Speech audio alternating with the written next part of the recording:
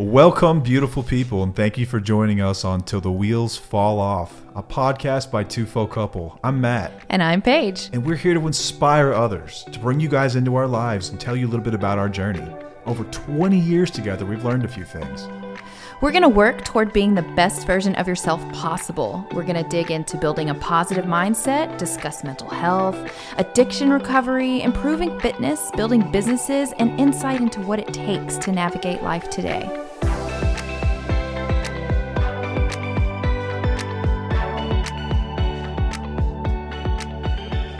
Welcome back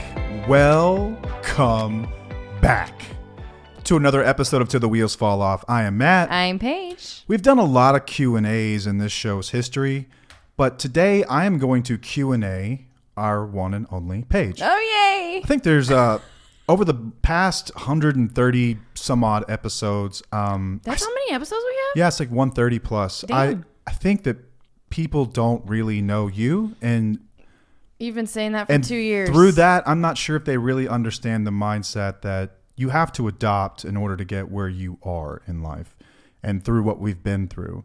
And so we're going to get into a lot of questions that I think people should be asking.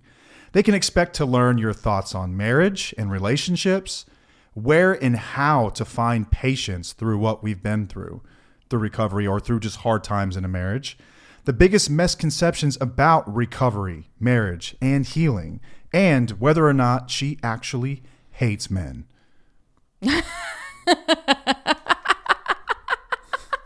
But first, I did not know you were going to say that.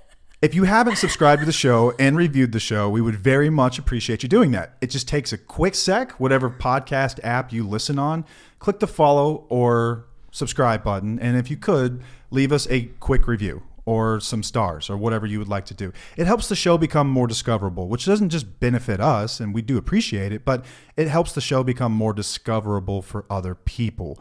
We are trying to be the center of the discussion around spouses healing through addiction, and we need your help to do that. So take a moment, do that now if you haven't already. We would very much appreciate it. Next up, we've got a newsletter and a blog that goes out every Monday morning, and you can subscribe to that by going to our website, scrolling all the way to the bottom, and entering in your details. All we ask for is your email address, and I promise you we're not going to spam you. Nope. We will not sell your information or do anything with it other than send you a free, helpful newsletter every Monday. That's it. So if you haven't already subscribed to that, please do so. We also have a free Facebook community, another free resource for you in addition to the podcast, where you can connect with over 3,000 other listeners, other wheelies that are going through the very same thing. A lot of people that listen to the show aren't in the community, and I understand that. A lot of people don't mess with Facebook, and I get that too. Mm-hmm. Social media is not really our thing. It's just kind of a requirement whenever you have a show, and you kind of have to be out there. But I understand if you do not want to mess with it, shoot us an email, info@twofauxcouple.com. Let us know you created this fake Facebook profile with a fake name, and you are actually a listener and you want to get into the community, and we will let you in. And you can check out, you can follow along with other people's journeys. You can give advice. You can just listen or vent or whatever you need. It is there. It is an amazing place to connect, vent, and grow. We've got merch available. Sweatshirts should be in this week. Really? They really should. Yeah, I talked to him tonight. He's adding one last little detail. Yes. So it'll be done very soon. So we'll be on the lookout for that. We've also got hats, shirts, stickers, and recovery rocks. If you don't know what a recovery rock is, I'm holding one right here. It's a really cool way. If you like, so many couples listen, and I think that is the greatest thing ever, that they're listening to conversations together. I think this is our number one sold item. Yeah, the rocks, which is amazing. So, and that shows me that people are getting something out of this in a relationship too. Like if you're sober or whatnot, that's amazing. Yeah. You're doing it. Good for you. Us going, honestly. It really does. It's got our logo on the front. On the back, it says, "Thank you for being my rock." This is a really cool way to acknowledge the unseen pain and the unheard cries and the sacrifice that spouses go through when we're getting our stuff together. And this is a really cool way to acknowledge that. You can get those on the website. And next up, sponsors. Hey, we've got a sponsor now, which I still think I'm going to say this until it's not cool anymore, but to me, it's still the coolest thing ever that someone reached out and they thought enough of the show to say we would like our brand to be featured on your show. Mm-hmm. So thank you to SoberLink for sponsoring our show. If you don't know what SoberLink is a really high-tech breathalyzer. Yeah. In layman's terms, this is how we're going to say it.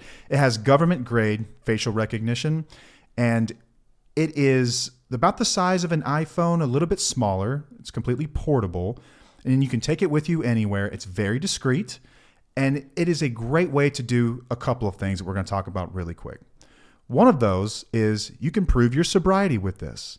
This is a great way for couples that are trying to reestablish trust. Now, I do think it should be a voluntary thing. I don't think this is something you can force on somebody else. Right. Nor do I think this is going to solve all your problems or come close to it. But if you were someone who has struggled with alcohol in the past and you are serious about recovery, this is a really good way to show some accountability. And you can set up contacts, sober contacts. It can be your couples therapist. It can be your partner. It can be friends. It can be your sober buddies, whoever it might be. And you will schedule times that you blow on this thing. So it could be, I don't know exact limit to how many times you can blow, but you can schedule however many times you want to do that. 2 or 3 times a day, whatever it might be, to blow in this thing. And you get instant results that show people still sober. 3 hours later, still sober. Later that evening, still sober. So you can show people you're really doing the deal. It's a really cool way if you're going to volunteer to do this, to show other people that you're serious this time. It's really, really cool. The other way this is used is in custody battles.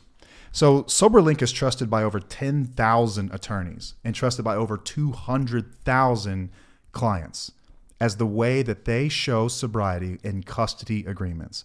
When you've been with someone and you've split up, it is just no longer reconcilable. SoberLink is a great tool to have in your pocket to make sure that your children are going somewhere safe, to make sure that you know that your kids are with someone who is of sound and sober mind. You can admit this stuff in courts all through the United States and in Canada. And it is fair. I will say that it is extremely fair. I spoke with SoberLink in depth. These are really, really great people. They are not interested in penalizing anybody or weaponizing information. They are interested in providing the best data available, and they excel at that. They have people round the clock that monitor results, that look for things where something could have gone wrong. Look for irregularities, if you will. If you've put on some cologne that has alcohol in it, guess what? They know the difference, and they can tell, and they will ask you to blow again without alerting everyone that you just failed to test. They will give you the chance to blow again. And cologne wears off. Alcohol does not. They know all the tricks, and it is tamper proof as well. Like they are good at this. They have designed a device that you cannot mess with. So if this is part of your custody agreement and you are with someone who has been sneaky in the past, like I was, they are not going to be able to tamper with this thing without someone knowing about it. So it is a trusted tool that you can use. And SoberLink has been kind enough to give our listeners a $50 off coupon of a device by going to soberlink.com/wheels. Again, that's soberlink.com/wheels. Really great tool, really cool device. It's going to give you validation. It's going to ensure that the information you're getting is true so you can begin to trust your gut again. Mm-hmm. Accountability. Accountability is a huge piece of this journey that we're on. Right. And SoberLink can help you do that. So thank you to SoberLink once again for sponsoring the show. Last up, we've got our course. We have an online course. Dr. Taylor and I just went to the NADAC conference. Oh, I was glad that you brought that up. So cool. So it's the professional association. It's redundant. It's the Association for Addiction Professionals. And so Dr. Taylor and I were there. Dr. Taylor is a licensed therapist. He has long studied emotional issues that people may have and how to help people with those, including addiction. Now, he's not a licensed addiction counselor, but he knows a thing or two about it. Yeah. So he got me into the thing.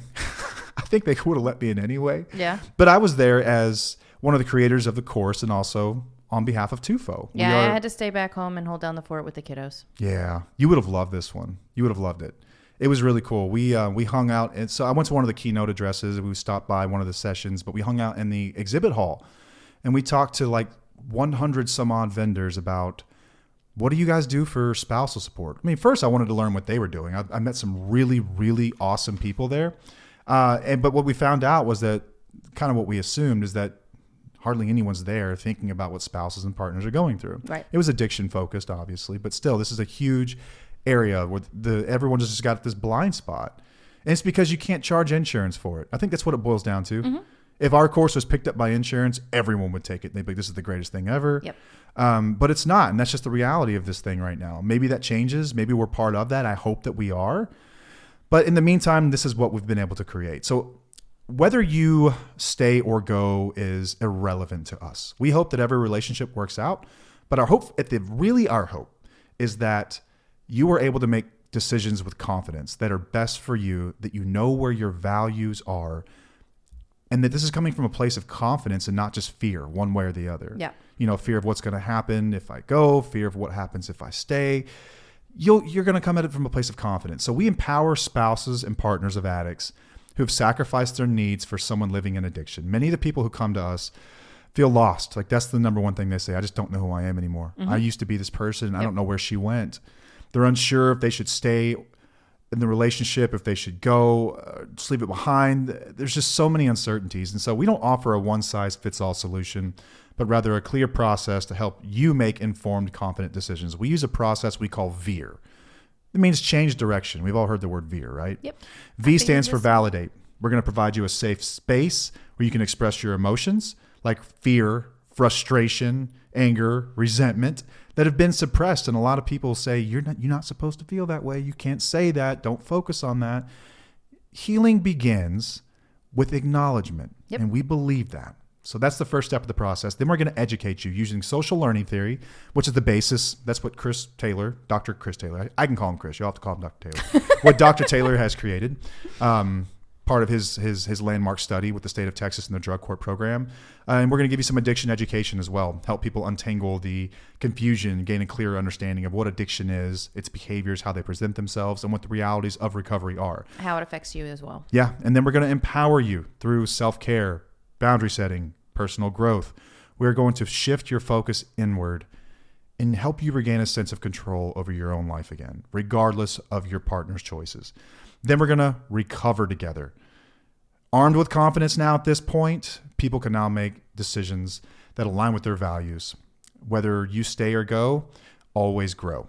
So our program offers hope to people who are wanting to rebuild the relationship because it shows you what real recovery looks like and how a healthy, equal partnership can be restored. At the same time, we support those and recognize that not every relationship ought to be saved or should be saved. Like that's just the truth. And no one wants to say it, but it's true. And we help them gain strength to leave if they have to. Right now, you can get 75% off our course by going to, checkout code. You can go to independentlystrong.com to look at the course, or go to our website, tufo.com. And then at checkout, enter the code Wheelies75. That's Wheelies with an S, 75. And that concludes our announcements. Good job. Let's get on to this episode. This is going to be a fun one. I've been looking forward to this. Are you sure about this? Yeah, very much so. I am actually. So when we started the show, like Paige is great on a mic, and I think that you don't give yourself enough credit, and you've gotten really good at this. I have fears. Yeah, you have fears that you're going to say the wrong thing or present wrong, and I think that sometimes I don't feel like the microphone gets the real you, so the listeners don't get the real you. And so I'm going to have like a candid conversation with you about like the things we talk about in our kitchen, like leaning over the counter in the evenings. Okay. So I'm looking forward to this, about getting your thoughts on a lot of this stuff. And so I've created a list of questions. We're going to rapid fire these things. Well, you got to like chime in on them too. I will. Yeah. Well, we'll talk about this stuff. Okay. But I really wanted to get your perspective on this kind of stuff. Like people, they book sessions with you. Some people don't have the means or the time to do that. And so I think these are the questions people ought to be asking. Kind of. Like a lot of times we get the same 4 or 5 ones. questions, and oftentimes they're the wrong questions. Mm-hmm. The wrong questions. We're going to ask the right questions today. Okay. I'm looking forward to getting into these and getting your perspective on them. So let's just get into this. If you're just stumbling on this, you're like, oh, this sounds like a dumb episode. I'll just do something else, play on my phone, and get the next week's. You're going to want to stick around for this. I promise you. I know that everyone says that, but this is going to be a really good conversation, really good discussion. Now you just put all the pressure on me. Thank you. No. Just Yeah. let's just get started. You all right? just rolled your eyes at me. I don't even know how to do that. I just looked the other way. No, we have been having this conversation since you were 14 years old. Okay, let's start with marriage in general, okay? Okay. A lot of our content, a lot of the TikTok content is about marriage and equality and equal partnerships and things like that. Kind of. It's kind of shifted that way. I think it's great, though. I think it's great. I mean, that's really the crux of many of the issues here. That's how addiction affects marriages. Like, that's one of the symptoms of it. So when it comes to marriage, what does your ideal marriage look like? Like, if you had to sum it up, like, what is your idea of marriage, and what should a marriage look like? Like, what should it look like? Quote unquote should. Should. Even a word we don't should like not to use. should on everything. But I mean, it's kind of like what we talked about in the last episode, right? Just being equal, having equal partnership, and a safe space to share and be vulnerable. Mutual respect and solving problems together, being best friends, and always willing to learn from each other. Okay. And was our marriage always like this? No. I want to be upfront with people about that. It wasn't always like this. No. It wasn't. No. I mean, we've always had some type of like connection, right? We've always been best friends, if you will. We never got to a point of just being roommates or anything like that. The mutual respect was off and on because there were times where you didn't really respect me, obviously, whenever you were an act of assholeness. You know, there wasn't much respect there. And then the safe space to share and be vulnerable, that's fairly new. That's something that has had, that came up within the past 5 years, I would say. Yeah. I feel like I've always been a safe space for you, but not the other way around. It wasn't mutual for so long. No, it wasn't mutual. I felt like I couldn't be vulnerable with you for a long time. Like some things I could be, but some things I couldn't because I'm like, I'm scared to say anything because I feel like he's just going to spin it around and say that my emotions are stupid and that's just, you're overreacting. Yeah. Type of thing. I like that. I think that's an answer you really can't poke holes in either. You know, like you've never been big on like traditional roles or some of the stuff that like when you ask someone like, what is marriage?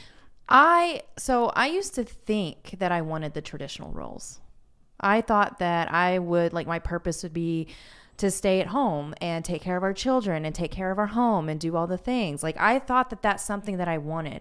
But I remember whenever you told me that I was going to be able to stay home and I could quit my job. I was pregnant with our son. And I got this really sick feeling. Like, I thought I would be excited about it. I thought I would be like, oh, you know, this is awesome. I get to, you know, stay home and do what I really wanted to do. My mom was a stay-at-home mom. Your mom was a stay-at-home mom for a long time. It was just something within both of our dynamics, our family dynamics. But when you told me that, for some reason, like, my gut instinct was like, I don't want to do this because there was something else missing. I feel like there was something else that I loved my job. I loved my career. I wanted to build on my career. I needed something else besides the traditional roles of a marriage. And if you think about it, whenever I did become the stay-at-home mom and I was having the traditional roles, I always had to fill it with something else. There was always something missing. I was too overwhelmed. I was like, this is not enough for me. I need something else. I need to be able to take care of myself, or I need to be able to do something else in this world besides just be a mom and a wife. Yeah. So that's when I started, you know, selling makeup, and then I started doing the other thing. You had all kinds of side I did gigs. all kinds of things, and now I have this. But I did think that I wanted the traditional life, but I didn't because it was too overwhelming for me. Yeah, I was listening to this podcast today, a guest that we're going to have on soon. Her name is Abby Eckel, and she was talking about, and we had kind of hinted at this last time, but she knows a lot more about this than I do. There's been studies that have been done on women's brains versus men's brains, like biological sex differences between men and women, and there's not too much difference whatsoever. And so then when it comes to like gender roles within a marriage, like, women aren't biologically more equipped to be nurturers or caretakers. They are conditioned to be nurturers and caretakers. Mm-hmm. And our experience, like mine just watching you, was that you are no more equipped than I am to deal with stress or caretaking or the mental load that comes with being a parent, a single parent, basically, whenever you're watching them all day long, especially when they're young. Yeah. And like, there's this part of you that's still in you, like this individual inside that's still crying out, like, I need my own life. Like, she's still in there, mm-hmm. you know, and she needs a place to find purpose and like fun and hobbies and all that good stuff. And it's really effing tough. Well, yeah, when you become a mom, your identity shifts. It's just going to shift. It just naturally occurs and you start to change a bit. And my identity was shifting, and I didn't really like that very much. And I always had the mentality, and you and I, we did always have this mentality though of our kids are going to be gone one day. Our kids are going to have their own lives one day. They can't be our purpose. They can't be our everything all the time, because when they're gone, what are we going to have? And what if we lose each other? Like, you have to have other things. You have to have a purpose. Yeah. Or you're going to completely lose yourself. You can't just make your kids your purpose. Like, I love my kids dearly, but they can't be my purpose because they will be gone one day. I want them to be themselves. I don't want them to depend on me, and I don't want to have to depend on them for my needs either. I think that's super healthy. And I think it is too. And I've been told, even in my previous therapy sessions yeah. when I used to go regularly that, we're pretty damn good parents. And that was one of the biggest compliments that she could have given me, because we have that balance of not putting everything into them. Yeah. So don't lose yourself.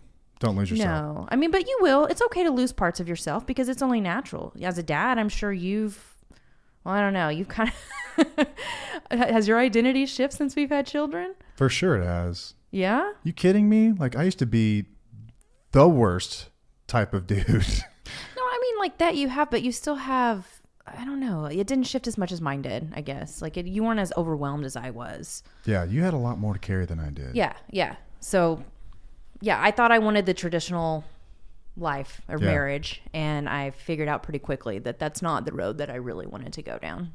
So speaking of identity shifts, my next question for you, and this was the first thought that I had whenever I said it out loud, was that I have a problem. I really don't know what to do about it. I think I need to go to rehab. Was like this just, I'm one of those people now. The shame?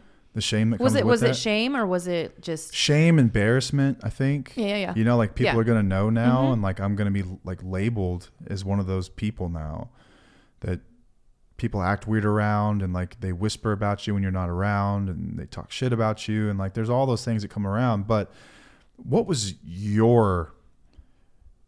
how did you come to terms with the fact that I had this problem, and that because by proxy, your identity was tied to me in some ways? Oh God, yes. So how was that for you? Yeah, I mean, that when you told me that you were going to treatment and that you were an addict, at first I didn't want to believe it. Honestly, I think I was in shock because you were a closet addict. So it hit me hard, because I tried really hard within our relationship to make sure that you weren't going to end up in the same position of the home that you came from.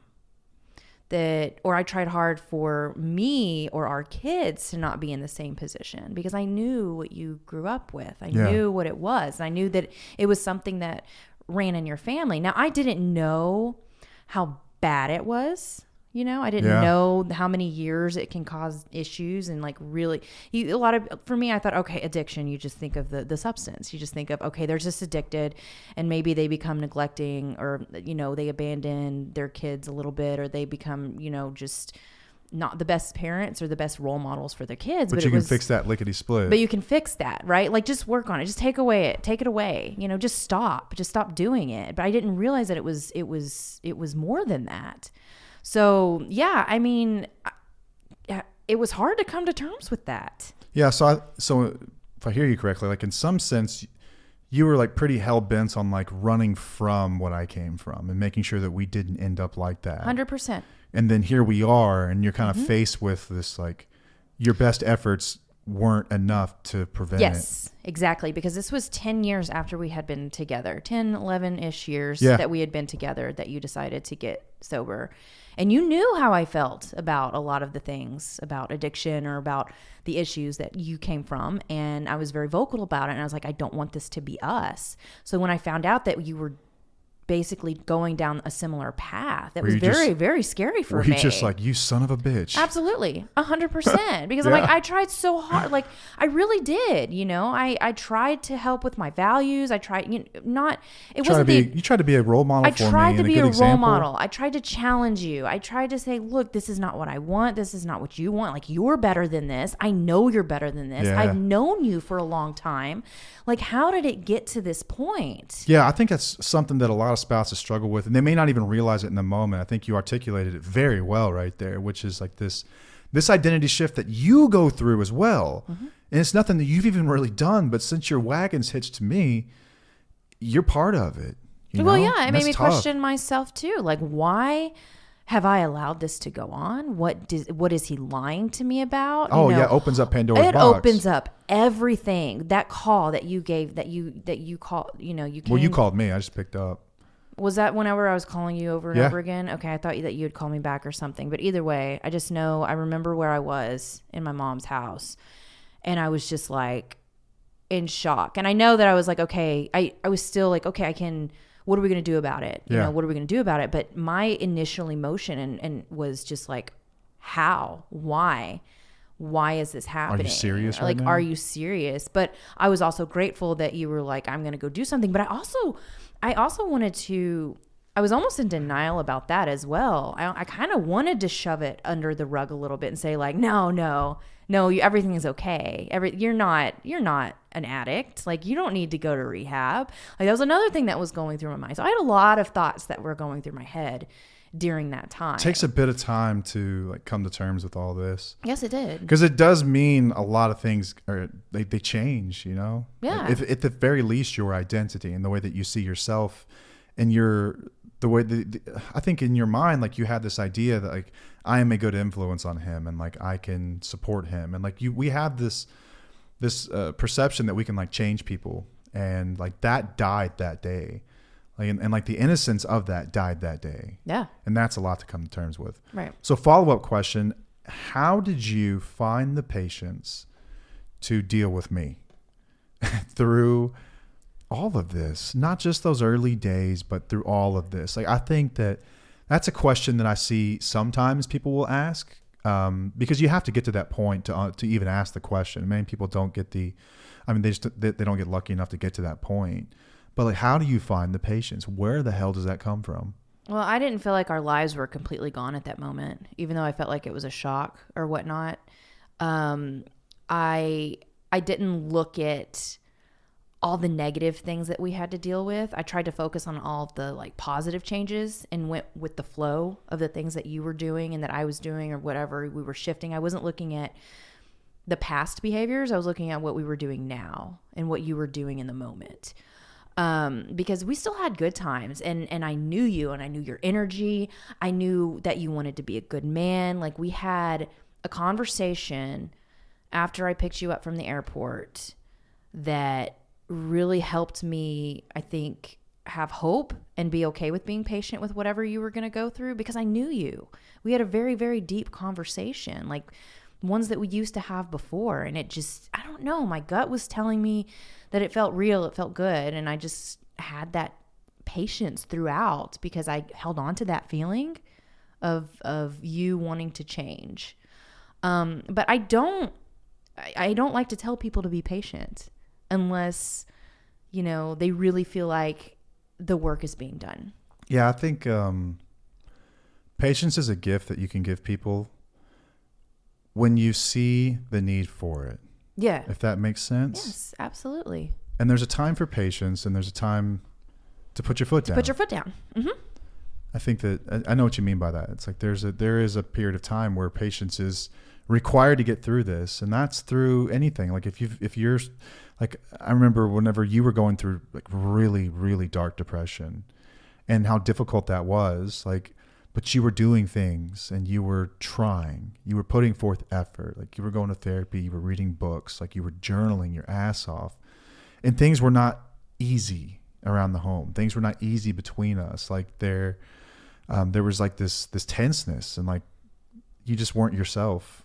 But it was probably a fraction of what you had to deal with. But I know what you mean about finding patience when people are doing work. But when they're not, pretty frustrating. I mean, I've had more patience than you. Yes, you did. Let's be real.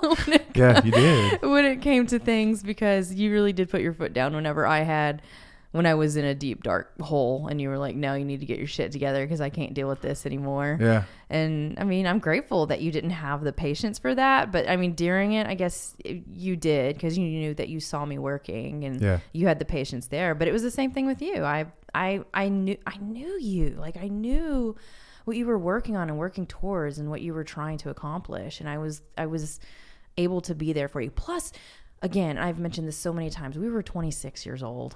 Yeah, I think that can't be overstated enough. Like, y'all, we were really young. Yeah, we didn't know much. Like, we knew, I mean, remember the texture of your mind at 26. And like, you just don't really. You're pretty naive, You're pretty, like, just living life. Just kind of ignorant to the ways of the world. And I don't mean that derogatory. I mean simply that you just don't know. That's what naive is. Yeah, you just don't know things. And so, you don't have the experience of being 40 something.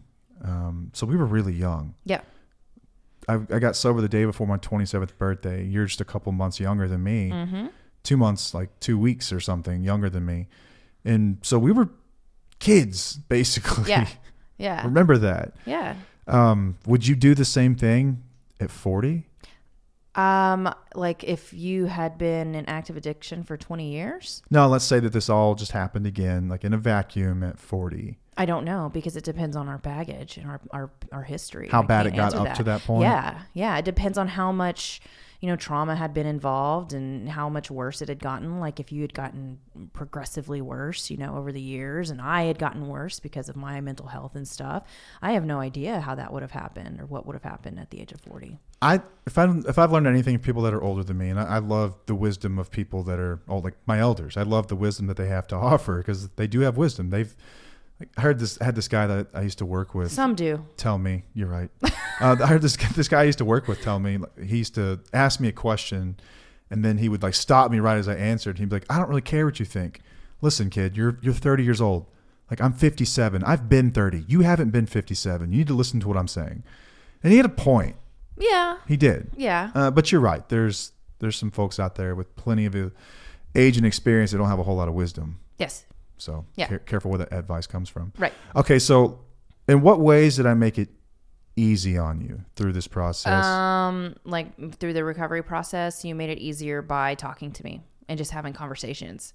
You became vulnerable and you didn't put anything on me to make things work for you. Like it was all your journey, but you would involve me in it by talking to me about whatever it is you're going through and what you were learning and what all these things. Like that's what really helped it become easier for me to digest and deal with things. So try to involve me. Offering these little bits of reassurance along the way that kind of helped in some ways? Well, I mean, I don't know if it's like reassurance, but knowing that you were working towards something, I guess, is a form of reassurance because you're showing me that you're doing something different than what you were doing before. It was difficult and scary, but it was also easier than I think than if you weren't going to talk to me. Like if you didn't have discussions with me, if you would come home from your meetings or whatnot and just sit on ass or check out or something. Like I don't think it would be easy for me to get through it. Okay. Had we not communicated. So how about the opposite of that? In what ways did I make this difficult? What are things that I've done, or go ahead and say what I've done, and then what are some of the things you see that make this more difficult? What you did was whenever you just went all in on recovery and still didn't really think about me and what I had gone through or what I was going through at the time or what I felt about anything. It was still all about you. And that made it really, really difficult to get through some things because I was like, okay, I guess we're supposed to change because he's doing better. But then again, he's not really asking about me and what I've gone through or anything like that. Yeah, if I had to go back in time and do it all again, like I gave 100% to recovery. And it's tough because I could say that I would change it, but would that change the outcome? I don't know the answer to that. Right. But I do think that there's always room to expand more. So I would say rather than not giving 100% to recovery, I would just give like 120%, and I would give more to your experiences or our relationship. And that was our hope in making the show. Yes. And for the couples that do listen, is that you have an awareness of this long before we did, which in our belief puts you further along. And you don't have to have those painful, lonely years where this stuff was just really not discussed that well. You know, we can hopefully save people some of that. Yeah. Without changing the outcome of, hey, you're still happy, clean, sober, working toward growth. Not going back to where things were. Yeah. But if I think I could have gotten away with 20% less investment and still gotten the same outcome. Now I don't know because I don't have a time machine. Yeah, I don't know. And I do think that if you're going to do this deal, you've got to commit to it. Yeah. But I think you can commit to it and be there to listen and to be curious about the experience of your most intimate partner, like your best friend, and what that was like. You and can just hear recover it. individually, but together. That's the whole thing that we're trying to shift on this, so that the spouses don't get put under the rug for a longer period of time, because they deserve to be heard as well. Yeah. And sort of by accident in some ways, I guess a victim of your own success and our own success. By the way, we should mention this right away before I forget again. I wrote about it in the newsletter this morning, but we hit 250,000 downloads. We got a message from Buzzsprout. That's who we host our podcast through, that we had gotten 250,000 downloads. And that's just about 2 years of doing this. And that puts us in a really elite group of podcasters. And that's weird. It's weird to say. It's weird to think about. I don't think I can really even process what that means. It's surreal. I don't really know what it means. I just take it and okay, cool. Thank you.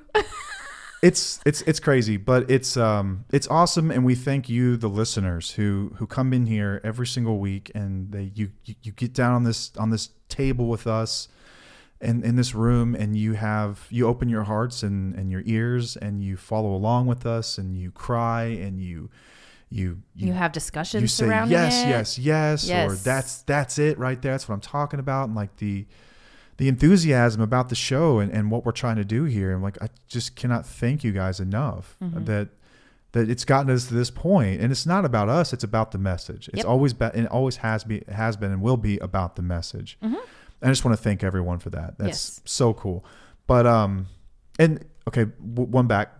So back in June of 23, last summer, we were on a beach in Maine when we got a notification that we had gotten our 10,000th download. So just a little over a year ago, 10,000, now 250,000. Yeah, it's grown. And I remember we wrote 10K thank you on the beach with a stick. Yeah.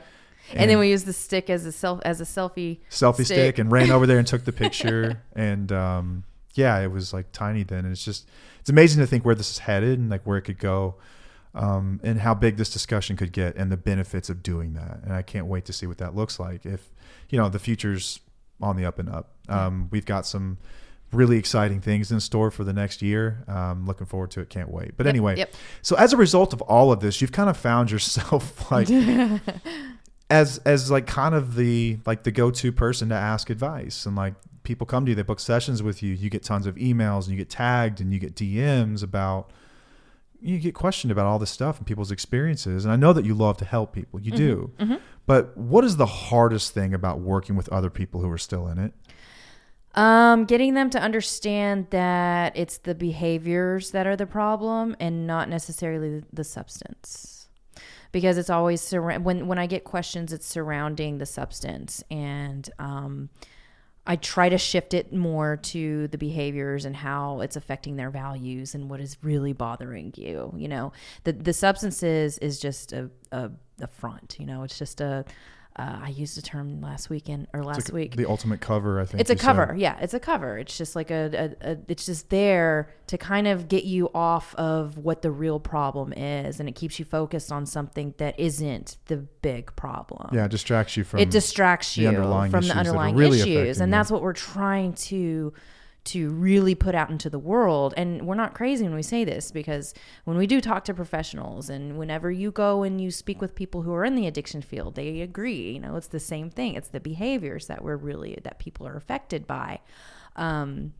But it's just really hard to articulate in a way to get people to understand that that's what it is. Yeah, like not every behavior that hurts you is a direct result of the substance itself. Right. That's the really tough thing for people to wrap their mind around. But I see people more and more that have like had that aha moment. Oh, yeah. And it brings them so much clarity. Yes. They're like, this is so much easier to look at now. Yes. Because you unwind everything we know about the disease model of addiction, the disease of addiction. And now you can see things clearly for what it is. Like, I'm being treated poorly. It's about you. It's all about you and how you're being treated. We focus so much on them and what they are doing and what they're consuming, and you think that, oh, they're treating me like shit because they're doing that. It's about you and how you feel. Like, what is being compromised? What is being harmed? How are you being treated? Are you being lied to because honesty is a value of yours? That's the problem. The problem is that you're being lied to. It's not the fact that they're drinking all the time or they're lying because where they're stashing their alcohol. They're lying to you. End of story. And trying to simplify that to where, because you're having these feelings, and that's the problem. It's not the substance. Yeah. But you do need to remove the substance in order to get down to the underlying issues. But that's a whole other different, conversation. That's where it gets tricky. So something that comes up, we talked about it when we were talking about the course, just in the ad runs in the beginning. We talk about our belief that not every relationship should be saved. Yep. That sometimes things have gotten to a point, like you can total a relationship. Yeah. You can absolutely total a relationship where there's no salvaging it. There's too much trauma, and there's too much baggage. Even then, you don't even have to have an excuse if it's something that you just don't feel is working for you anymore. And sometimes in comment sections and stuff like that, like you get attacked because people will say, people love to point out hypocrisy. It's like our national sport now. Yeah. Where they'll say, you can't say that because you're still married. I used to be this person. What makes you an expert? Didn't you stay? Why are you saying any of this? Didn't you stay? Yep. Aren't you still married? Right. Being still married, do you think this makes you a fool or an expert? Do you think this could put you in a better position to evaluate things or a worse one? Better, because I know both sides. Because I know that one side, I know the really poor side, that if it doesn't change, I know what it can do to you. I know the side of having an equal partner and an amazing partner and somebody who chooses growth and aligns with my values. I know that part now. I could look at you, I could talk about it in two different relationships if I had to make people really understand. Like, yeah, okay, it's the same person, but it was two different time periods in our lives, like two different relationships, if you will. Yeah. So I know both sides.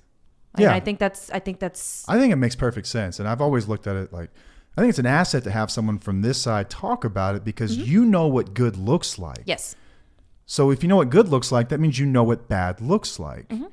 If you only know bad, but you refuse to listen to someone that knows what good is, you're just playing the fool. So you don't have to make hard changes.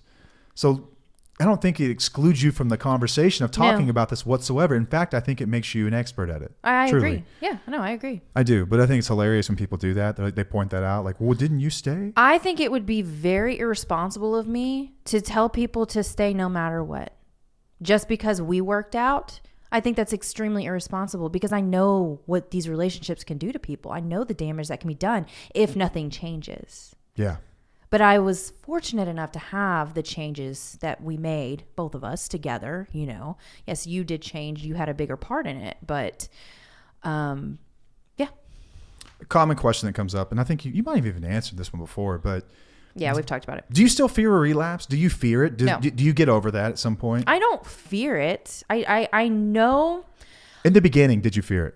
I really didn't, Matt. We've talked about this. Like, it was not something that I feared because I always focused on the behaviors. So the fear of relapse was just like, it wasn't as big of a deal like I see a lot of people who have the fear. And I understand why people have it. Like, I get that. But I think for me, I know that it's always going to be a possibility within our relationship. It'll always be a possibility that you could relapse.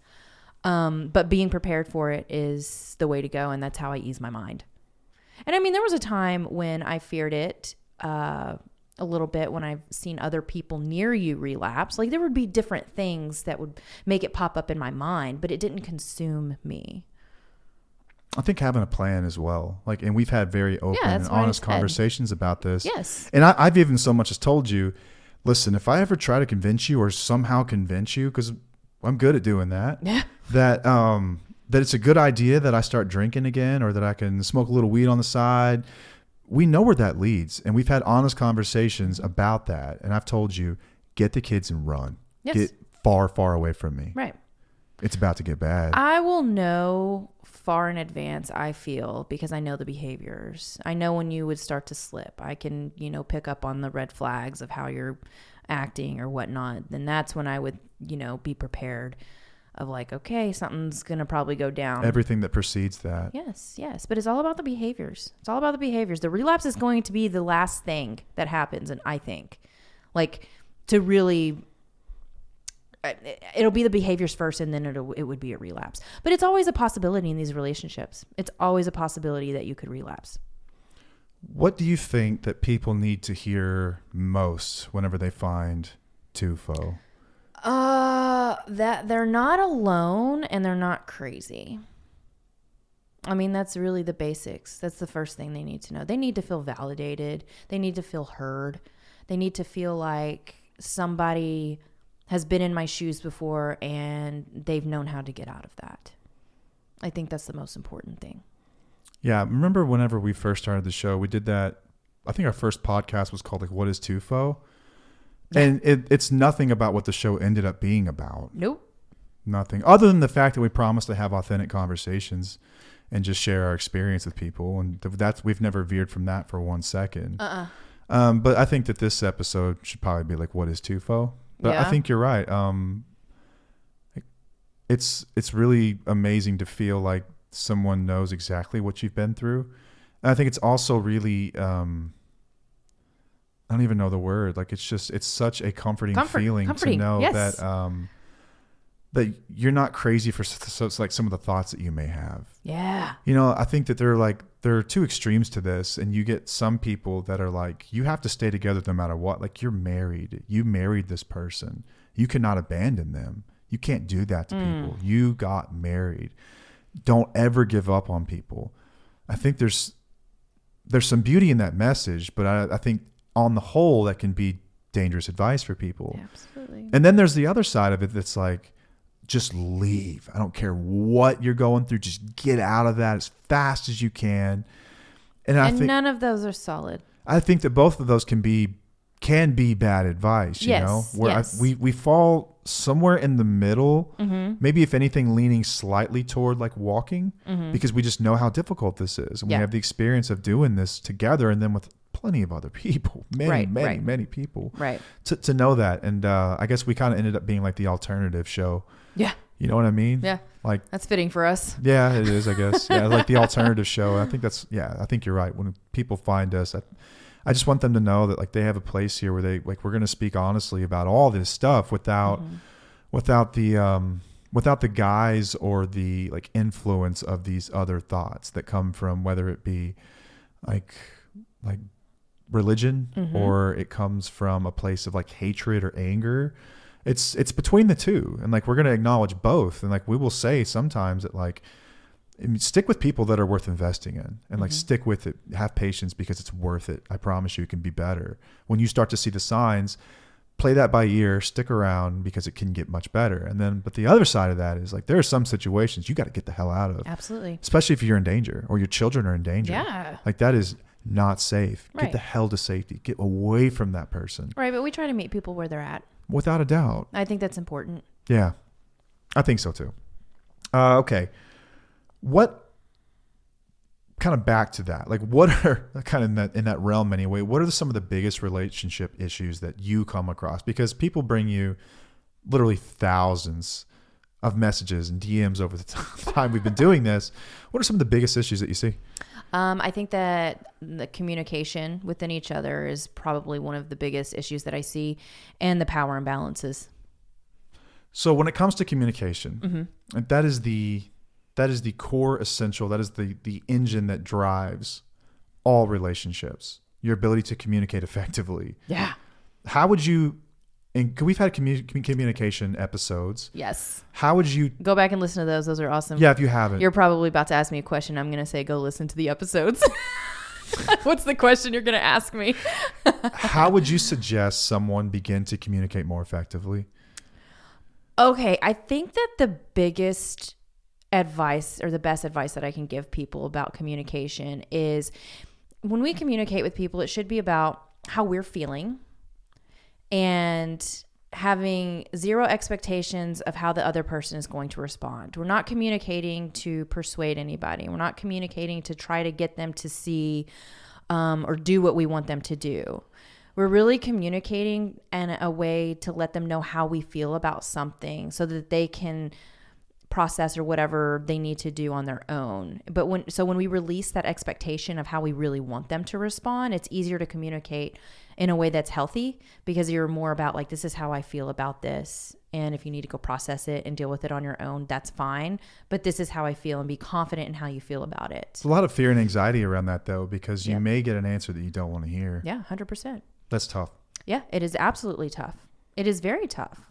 But if you go in it with that mentality, you might be able, or this is what I tell a lot of my clients as well, is I ask them to play out all the scenarios in their head of what could happen within a conversation and be prepared for each one. And that will help you go in with confidence so you can respond in a way that's going to be beneficial for both of you, or mainly for yourself, because it's really for you to communicate it.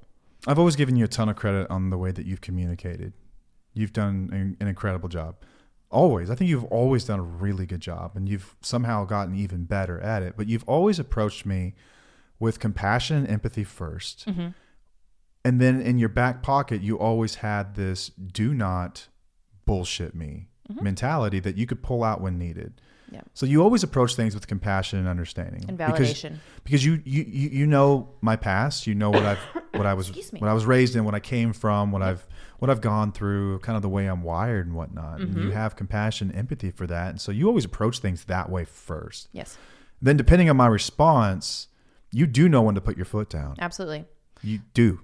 Yeah, and I would come at a place of concern most of the time. You know, it's more of like, this is how I feel about whatever situation it is, and this is why I feel this way, and I don't really attack you. I don't feel like I've ever really attacked you that much. I mean, we all have. Everybody has on the couples. Whole, no, yes, you do not do this. Right. But like, I don't, even back in the day, I just don't feel like that was part of my way of going about things, because I really did want to keep my side, you know, as clean as I could, and try to approach it in a way that is going to be more beneficial, or more productive for both of us, because coming at you all the time wouldn't help anybody. You know, it would make you feel probably less than, because I knew that's what you came from. On the defensive. It does. It puts you on the defensive. Now I know, and I understand why people do that, and I get that. I understand, especially if you've been harmed over and over again. But that's when you realize, okay, something's not working. But you need to try. I just give people advice to try all different types of communication styles and see what works best for you. Therapy. Get to therapy. Oh, fuck yeah. Yeah, we got some good stuff on that when we went. Yeah, and if you're in the state of Texas, check out Taylor Counseling Group. Yes. Please do that. Yes, we had one issue that we could not really communicate on very well, and it was very, very difficult. We had an amazing counselor. We did. And honestly, she was just a good mediator. It wasn't That's all even, it was. It was just therapy, really, for two people that are already pretty damn healthy.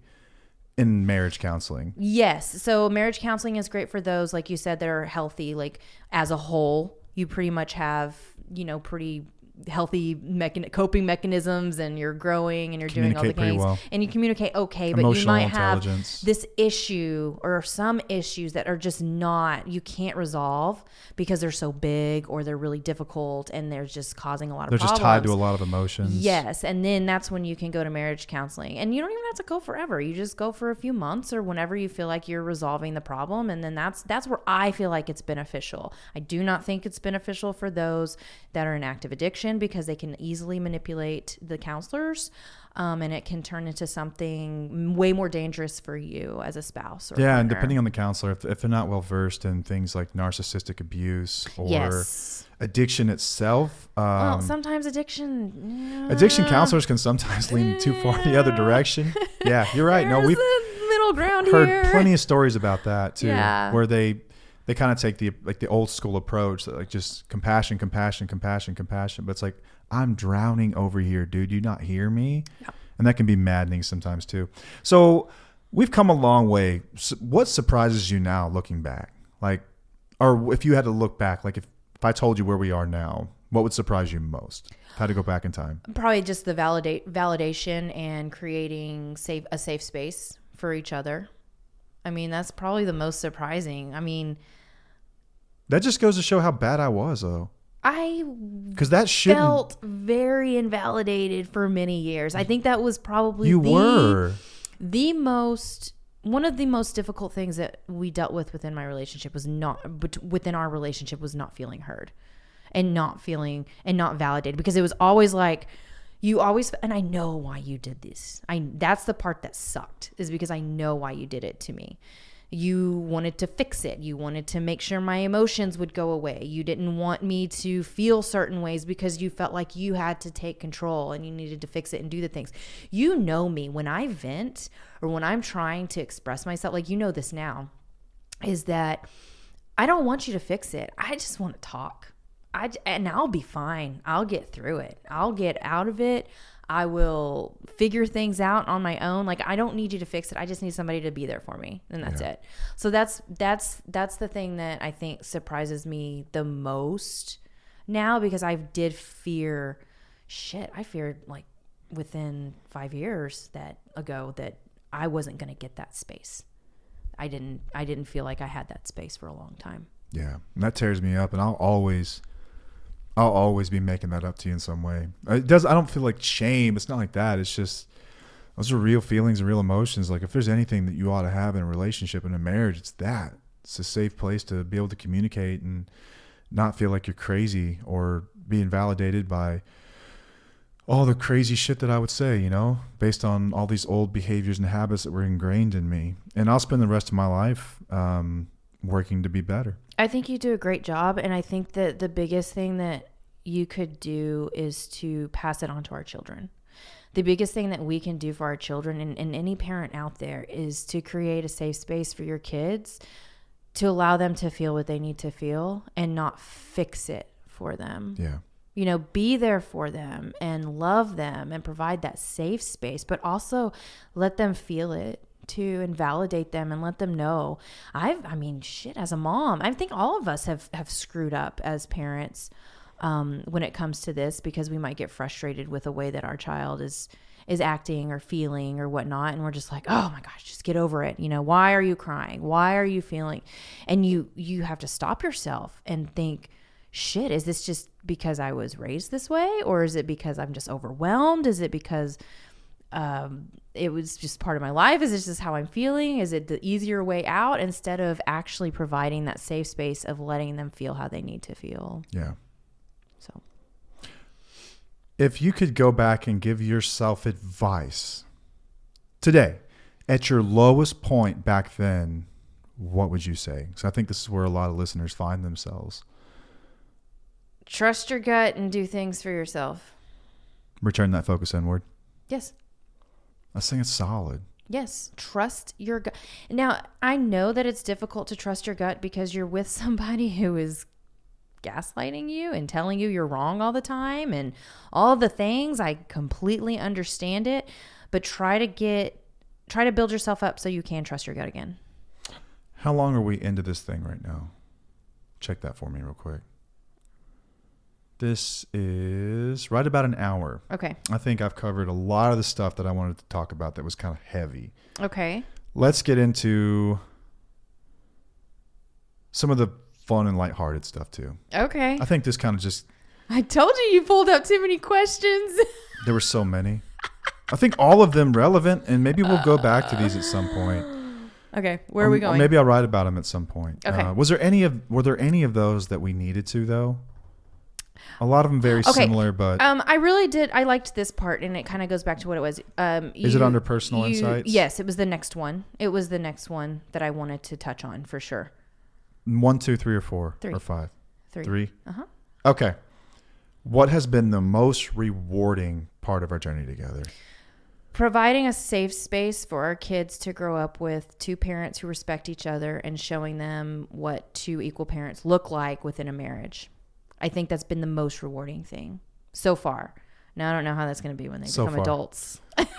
Like, is it gonna change? Jury's still out. Like, I don't know. They're how old? 10 and 12.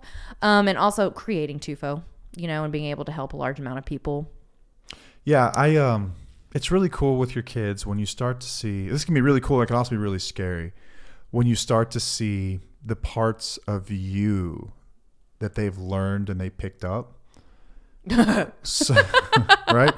Like some of it's in them, right? Like, some things you can have can't... 2 kids and they are complete opposites. Yep. It's like you had the same access to the same resources, the same people in the same home. You watch the same shows and just get a completely different kid. Yeah. That's just in them. That's how That's kids life. are. Life. But some other things that they learn from us, it's nurture and nature, right? So we nurture them and they pick up on things. And it's so cool when you see the good stuff, when you see the ways that they work in their own friendships and their relationships. Yes. And the way that they treat others. Yes. And the things that you hear from their teachers about the type of people they are when nobody's really watching them. That stuff is really cool. Yeah. But it can also go the other way. You could be listening to this and have this horrible feeling in the pit of your stomach watching your kids exhibit some of the codependent type behaviors or some of the controlling type behaviors or some of the toxic behaviors that they've picked up from the abusive one or maybe the both of you have done this because the situation's just gotten so sick. The home has gotten so sick and the environment is just not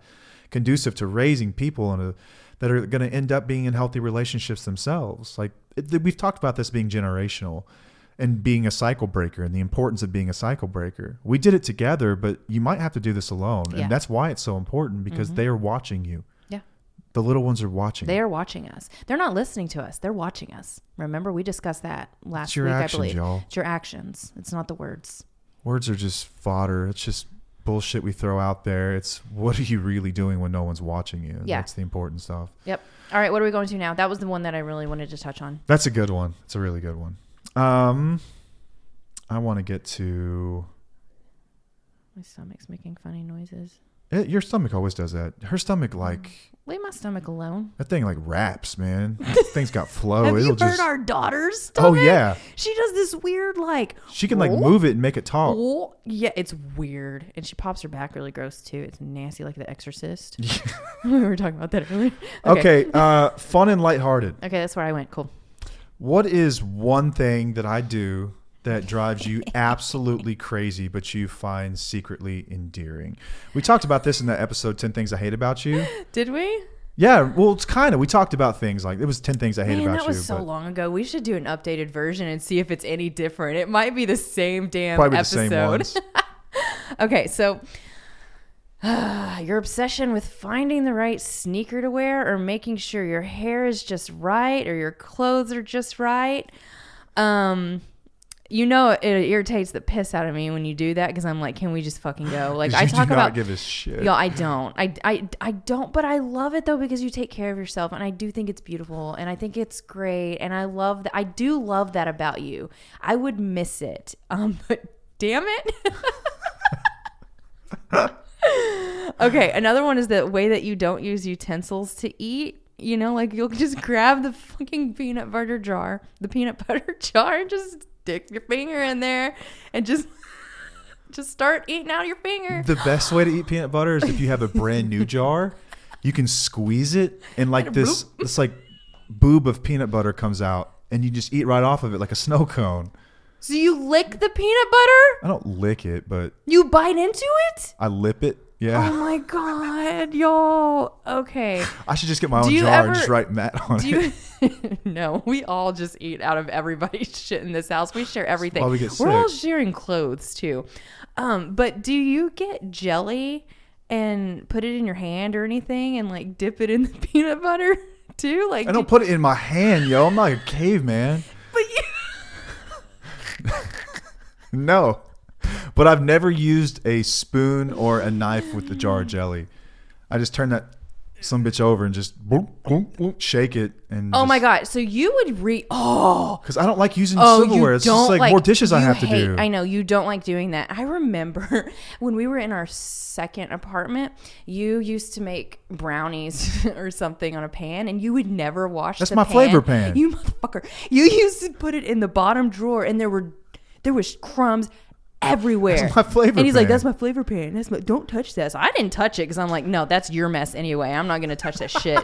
But you used to do that. And you still do that. It's seasoned up. It's got the flavors of garlic toast and brownies, and it just creates this wonderful flavor. Sure, flavor pan. I'm pretty sure. Well, some things do make a good flavor pan, but I'm pretty sure that you'll grab like some old silverware or something out of the sink and use that before you get a new silverware. I've done that. That's disgusting because you've peed in the sink before. That's been so long. Okay, I don't think I've peed in the sink in this house. That's a. I think you have. No way. I think you've done that sober. Are you Almost sure? Positive. There just wasn't a bathroom nearby. They were all taken or something. No, it's not true. I would just go pee on the back porch or something. Like guys, I have because we have this we have trees around, so like. Yeah. We have some privacy. Like you just go pee. I don't think I've peed in a sink here. I don't know, but that's gross. You're disgusting. Oh, you'll get gum off the bottom of tables. This was supposed to be a one answer thing. But okay, let's keep going. Okay, go ahead. I'm sorry. Okay, and here's the other one. I'm not going to talk about the gum, but you like whenever you chug things that don't need to be chugged, you'll do like you can take the alcohol away from you, but you'll be an alcoholic because you'll like get the apple cider vinegar and just chug it from the bottle. I started doing that too, but less dishes. Okay, I'm pragmatic. And the way you eat protein powder. You don't mix it up. You just grab a scoop. I made another bubble. You just grab a scoop and you put it in your mouth and drink then I swish the water. Or you put it with egg whites. Okay. This is all in an effort to decrease the amount of dishes I have to do. That's all it is. It's just being practical. No, I think it's just being fun. I don't think I've ever eaten yogurt, like one of those Yoplait things, with a spoon either. No. Or pudding, Jello pudding. No. You just eat out of the thing. Yeah. This drives you slightly nuts. It does just a little bit, just because I'm like, can you? Are we civilized like, are we here? civilized or not? And our kids are starting to do shit like this too. But whatever, it's not that big of a deal. Of all the things they could pick up for me, I guess that's like the worst things I have. I'm cool with that. Yeah, I think it's cute. Better than some of the alternatives that are out there. Yeah. Okay, what's next? That's funny. Because I could go on that one. That could be a whole episode, like the 10 things I hate about you. What's something that people would be surprised to learn about you? I don't have a lot of girlfriends. I don't have very many close friends. So you don't hate men? According to guys on the internet, you hate men. So I know that we seem to bash men a lot on this show, but I actually like talking to men a lot. More than girls. I do. I get along. Some people would call me a pick-me or whatever. Pick-me girl. Yeah, I don't know. That's what Sydney, my daughter, calls people. But I grew up with a bunch of brothers. I had no sisters. Even when I was younger, I got along better with guys. I just find them easier to talk to because I don't know, you can sit in silence and be content. It's okay. Like I feel like it's more authentic conversations maybe and there's less fluff. Small talk. You despise I don't like small talk. Y'all can call me bitch all you want, but that's just how I am. This is who I am. I'm very I'd rather talk about sports sometimes. And well, that was before we had kids. I liked sports. I don't even know what's happening with sports. I don't either. World Series coming up. That's about it. Yeah, but I didn't know the Cowboys didn't have a game yesterday until I looked this morning and saw they were in a bye week. But I like to play football, play catch with our kids or with MJ. I like to play baseball. You can throw a spiral like no one's business. Yeah. I don't know. You love to fish. I love to fish. Love outdoor stuff. I love to be outdoors. I love to get dirty. I love to wear goofy clothes out in the wild in the ranch or whatever and just kind of do my thing. I'm not as girly girl as people might think I am. Not girly at all. I'm really. not sure. It's just, I don't know. This is how I've been for my whole life. Yeah. And I've tried to kind of shift it, but then I ask myself, am I being really authentic? Is that really why is this a bad thing? I don't know. I feel like it's frowned upon, but why is it a bad thing? Is it a bad thing? I don't know. I don't think it's a bad thing. I just think it's a me thing. I don't. Yeah, I think. But being a married woman, hold on, I'm sorry, but being a married woman and having men friends is very difficult because, you know, that's frowned upon too. I've lost a lot of friends over the years. Like you and your buddies from high school, y'all went out and had a really good time. Well, those were my friends too. You know, we spent a lot of time in high school together. Those guys love you. Yeah, like we would fuck with each other and goof off, and it was just all just friendly stuff. And anytime we get together, we're all close and it's cool and it takes us back in time. But I miss out on a lot of things because I'm the girl. So, and they're all married with kids too. And if I was the only one that was there, that'd be really weird and awkward for people. You can't call up Schubert and ask him to go get lunch? No. He'd do it, I think. I know. He'd be like, okay. Well, yeah, whatever. Schubert's like my brother. Yeah. I swear we came from the same I know. family. Y'all came from the same seed, man. I swear you two. We get along great. I had an alternative question that. So back to that. You don't hate men, regardless of what people think. Right. I don't hate men. You hate bad behaviors. I don't like bad behaviors or shitty behaviors. I do think that those can come from anyone. Men can do better, like obviously, but I'm not a man hater. How would you describe yourself in 3 words? Crazy ass bitch. You know. Batshit crazy. No, honestly, I don't feel like I'm crazy. I really don't. You had this question so you gave me these questions beforehand so that I could be somewhat prepared, or this would have been a really crazy shit show of a show. You could just be like, I don't know. I don't know. Like or that. Yes, no. That's another thing people might be surprised Yesterday. about you is What? You really don't like talking on a show. You know? Like we're sitting here recording a podcast. I know, but like you love talking to people, and like I like deep conversations. I think it's also great that like your favorite girlfriend is your favorite girlfriend because you guys don't talk for 3 months. Yeah. And then you pick up where you left off, and it's great. And there's no like, hey girl, I didn't hear from you. Where you been? Like I tried calling you and texting you. Very low maintenance relationships because we understand that we have different lives. Like you can pull up to pick one of the kids up from their houses and just like wave, what's up? And you know there's love, and you just go about your business. Yeah. But 3 words to describe you. I couldn't think of any, this one was really difficult for me, and I don't know why. Can you describe me? Go for it. I think that you are incredibly empathetic, which is another reason that I can attest to the fact that she does not hate anybody. She just despises bad behaviors, but you're incredibly empathetic to people. So empathetic. Like you feel feelings, I think, stronger than most people who are going through it feel them sometimes. Yeah, that was our problem for a long time in the relationship. Yeah. I felt your emotions a lot. I think that you are very just counter in a lot of ways, where generally whichever way the crowd is going, you're going to be walking the other direction. You always think that's a bad thing. It only is whenever you deny things that are apparently, just obviously very awesome. Mm-hmm. Like you hate Christmas tree cakes. Why?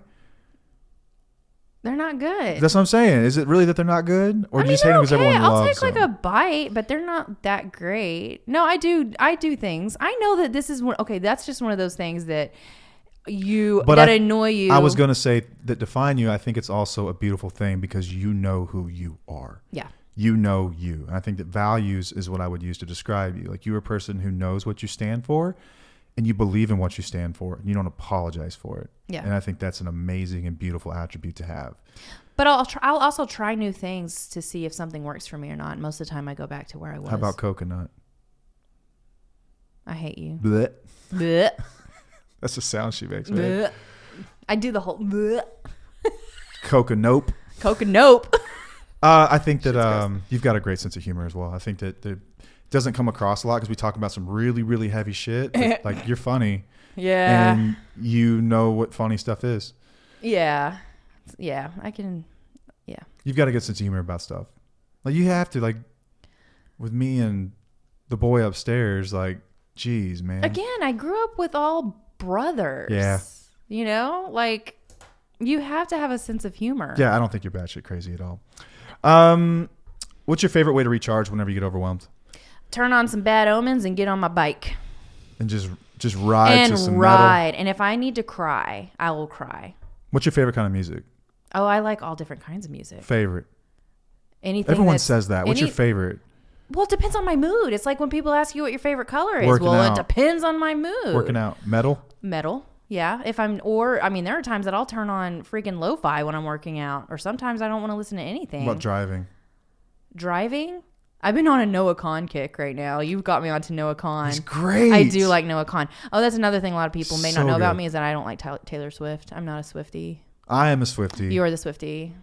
On the way home, me and Sid were actually listening to Olivia Rodrigo's got a song called Grudge. And I think it's an amazing wheelie song. She is, I would compare her to Taylor Swift only because she's a singer-songwriter with a guitar.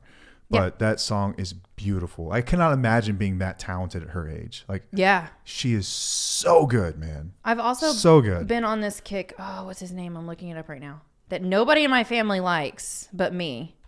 I think it's Ziggy Alberts. Yeah, Ziggy Alberts. Oh, you had me listen to one of his songs. Yeah, Cindy doesn't. Oh, what did I click on? Cindy doesn't like him. MJ doesn't. So I'm the only one who. That's what I've been listening to in the car, though. What's a hobby or activity you love that most people don't know about? I mean, I've talked about it before, but dancing. I love to dance. So like tap, ballet, contemporary, hip hop, jazz. I love doing Legos, puzzles, and sleeping. I love to sleep. If you could live anywhere in the world for 1 year, where would it be? England. Why England? Because there's and it wouldn't be just one space. This didn't say one place. Like one city. You didn't say London. London. It didn't one city. So I would live in England and I would move about in the countryside and I would go into the city as well because there's a lot of history there and the food is fucking fabulous. And I don't know. The people are great. I think it would be a great place to live for a year. Okay. And I get all of the things. All the things. Favorite comfort food? Chips and queso. I think it might be mine too. So good. With salsa. How about, let's finish it up with, what's the most important thing you think you could teach the kids? What is the most important thing I could teach the kids? Where is that? Okay. Oh, okay. Yes. I don't even need to read from that.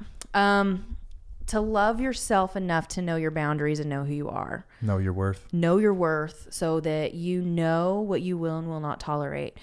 So when we first started TUFO and all of the courses in Independently Strong, my main goal was to build up people's self-esteem. Because when your self-esteem is high and when you know who you are and you're authentic, you're able to make decisions that align with your values and you live the life that you really want to live. When we have a low self-esteem, it's not easy to do those things because there's so much that goes into that. You're easily manipulated. You don't know what you stand for. And so my goal as a parent is to make sure my kids have a higher self-esteem. And that is by providing a safe space, talking with them, letting them feel their feels, letting them solve their own problems, letting them build up that resilience and their self-esteem so that they can be, they know who they are when they're adults. And I see our kids doing that right now so far. They're doing better than I did at their age. So that's something to look forward to. Yeah. I wanted to finish on that one because I think you've always taken so much, I don't know if pride's the right word. I think that you've always just been so incredibly careful and thoughtful about the stuff that we talk about here every week and the way that it comes across and the things that we say, because I think that you see the listeners and the people that follow the show much like you would one of our kids in some way. Like you care that much. Like the same things that you teach them, you put out every single week when we come here with these two microphones. Yeah. And I think that's amazing that you want people to know their worth. I think that at the end of the day, if we know that we've done our job, when that's what we hear back, it's people that know their worth. And that is not that has nothing to do with whether you stay or go in a relationship or recover or not. If you know your worth, I think if you know your worth, You great know- things are happening around you too. Like that is Yeah. an end result of wonderful things that have happened in the process of getting there. Yeah. So I think that's a beautiful way to end it. And I think that I feel like I've gotten out of you what I wanted to get out of you for everyone here. Are you sure? I think so. Was there anything that I put on there that you wanted to answer? I think this last one was something that I did want to answer. Okay.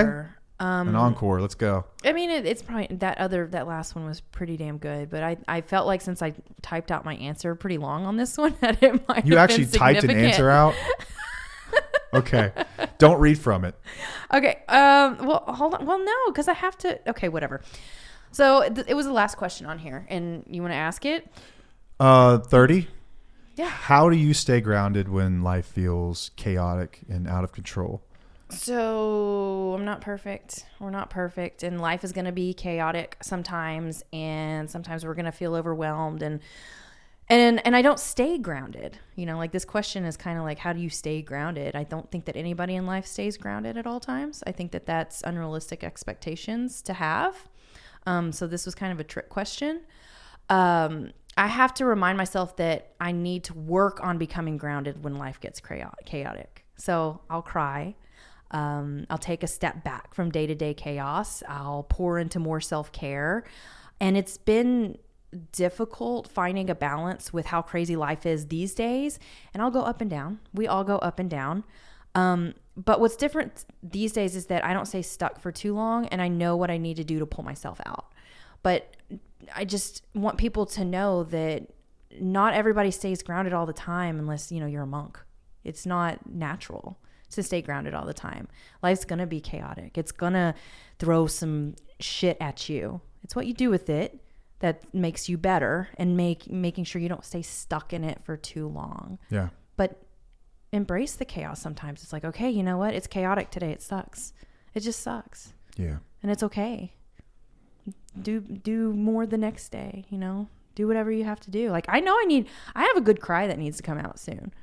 You know? There's nothing coming. There's nothing wrong with that, No. though. That just means that it's very healthy to cry. It's just something that needs to be released. I think I'd do a good cry maybe once a month.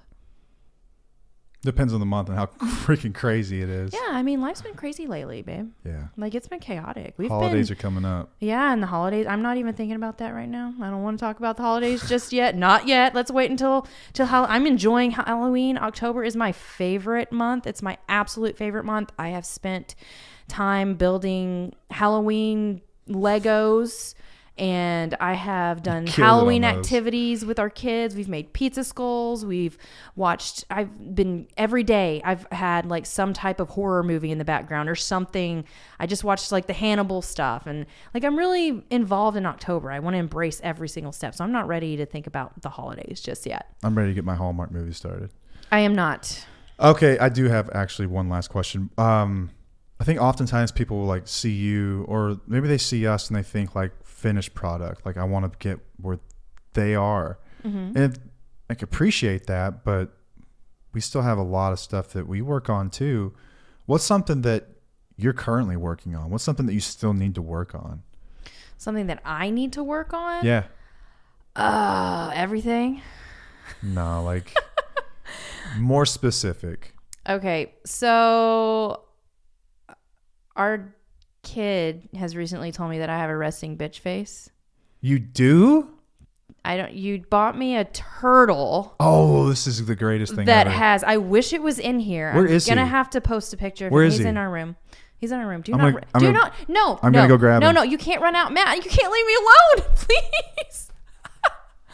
Okay, well, I'm just going to start talking to myself. Okay, so he bought me this turtle that has this face that is like a face. It's like a grump face. It has a little sad face on it. And it kind of looks like me because I kind of have this face sometimes when I'm like really thinking or I'm observing or doing something. And okay, he just brought it out. If you're on YouTube, you can see it. If not, we'll post it up. But he's super cute. But that's my face. We named him... What is it? Huh. Yeah. That's because that's like a sound that he would make. But yeah, I'm working on my resting bitch face. It's something that I need to be looking at myself in a way of like a movie from the outside instead of my thoughts, because I start like thinking. And when I start thinking, You just get a serious face. I get this face that I think that is like makes people walk on eggshells a little bit. And I'm like, there's nothing wrong with y'all. I'm just deep in thought right now. And I think I just have this resting bitch That's just face. my face. That's just my face. So I don't know. Maybe I need to work on that. And then hosting calls without feeling super nervous. So in the Independently Strong course, I host a call every Wednesday. Sometimes Matt hops on. Sometimes we can't do it because of other obligations. But I'm working on that because I get very nervous with speaking in front of people. Like, this is very vulnerable for me. Like, this is my life. Like, people know about things in my life. And when I have to talk with people face to face in a group setting, it's very intimidating for me because it's been a long time since I've even had to have meetings like that. You know, I haven't been in a career in over 10 years, and they didn't have Zooms back then. So it's a learning curve for me. That's something that I'm really working on, and just speaking and then coming up with solutions instead of just venting, even though we talked about earlier how I like to just vent and stuff. Well, I'm working on, instead of venting over the same thing over and over again, I'm really working on trying to find solutions in certain things, because we all get stuck there sometimes, you know, where we're like, oh my gosh, I'm just venting and I need to come up with a solution. I slack in that sometimes. You slack in that sometimes. I think we all do. That's something that we all do. And then just finding a balance for self-care. These are things that I'm working on. Love it. I love it. I hope that, because I think that you are someone that, like, I admire you so much. I know that others do too. And I think that it's important to understand, like, the type of mindset that goes into success through this. And I think that you would be just successful without me as you are with me. I truly believe that. I think that you've always been wired that way. And I think you've just kind of always gone to the beat of your own drum. And I think it's amazing. I think it's something worth highlighting. And I get tired of talking on here, and I don't think this show's not about me. It's about you more than me. It's about you, and it's about people that have stories like you. It's about people who have gone through what you've been through. I'm just here to validate and educate people, but you know, you really, really empower people. I hope I do some of that, but that's really you here. You have great things to say too. Well, I'm glad that we got a chance to really highlight some of your stuff, and I think that questions that people ought to ask and that haven't been asked. I hope it's been helpful. I really do. I hope that people listen to this and are like, damn, that was actually better than I thought it would be. It's not just some like corny questions. This is like some deep stuff we touched on. We touched upon, you know, relationships, touched on parenting. We touched on, you know, we finally answered the question, do you hate men? You know, about like what we're really doing here. You know, we're trying to build people's self-esteem up at the end of the day. And that goes for both people. If you're a couple that listens, that's important for someone in recovery too. There's a lot of shame and there's a low self-esteem that goes with that. And like, we want people to live authentically, to find yourselves again, and to begin to live by your values, begin to live your true selves. There's going to be a fun little Easter egg in our next sweatshirt that will help remind people of that. I'm looking forward to that. Yes. So be on the lookout for those. I will announce those on social media when they get here. Okay. That's all we've got. So until next time, I am Matt. I'm Paige. We'll see y'all. Bye.